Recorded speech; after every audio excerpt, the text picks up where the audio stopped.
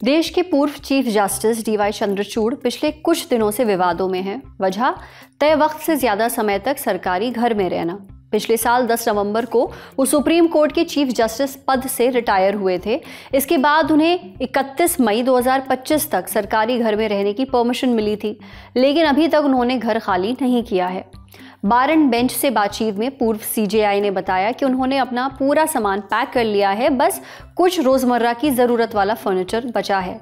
इस काम में शायद 10 दिन और लगेंगे या ज्यादा से ज्यादा 2 हफ्ते। उन्होंने समय पर घर खाली ना कर पाने का कारण अपनी बेटियों को भी बताया।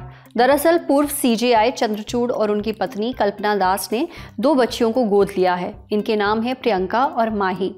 इन्हें नेमालाइन मायोपैथी नाम की मेडिकल कंडीशन है। इसकी वजह से वो व्हीलचेयर पर निर्भर हैं।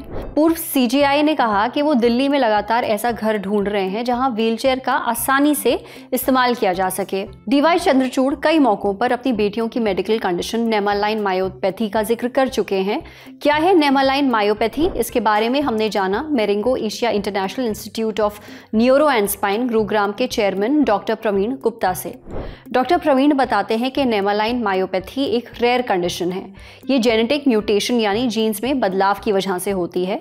इस कंडीशन में शरीर की वो मांसपेशियां कमजोर हो जाती हैं जो चलने फिरने में मदद करती हैं। इन मांसपेशियों को स्केलेटल मसल्स कहा जाता है।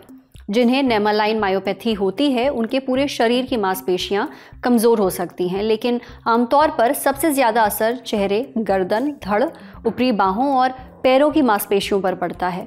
समय के साथ ये मांसपेशियां और ज्यादा कमजोर होती जाती हैं। नेमालाइन मायोपैथी 6 तरह की होती है। नेमालाइन मायोपैथी में मांसपेशियों के अंदर धागे नुमा ढांचे जमा हो जाते हैं।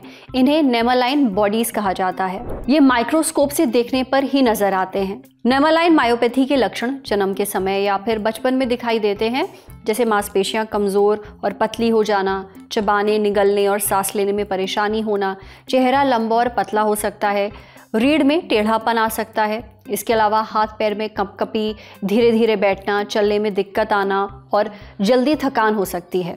कुछ मामलों में छाती धंसी हुई भी नजर आती है। मुंह खोलने में भी बहुत दिक्कत होती है। डॉक्टर इन लक्षणों को देखकर नेमालाइन मायोपैथी होने का अंदाजा लगाते हैं, फिर बायोप्सी करते हैं। इससे ये कंडीशन कंफर्म हो जाती है। नेमालाइन मायोपैथी से पीड़ित इंसान चल फिर सकता है, लेकिन कंडीशन के गंभीर होने पर व्हीलचेयर की जरूरत पड़ती है। अगर इलाज की बात करें तो नेमालाइन मायोपैथी का कोई परमानेंट इलाज नहीं है, बस इसके लक्षणों को कम करने की कोशिश की जाती है। इसके लिए physiotherapy, speech therapy, stretching exercise, breathing support और खाने पीने का ध्यान दिया जाता है ताकि जिंदगी बेहतर बनाई जा सके। कुछ मामलों में बीमारी स्थिर रहती है तो कई बार धीरे धीरे बढ़ती जाती है।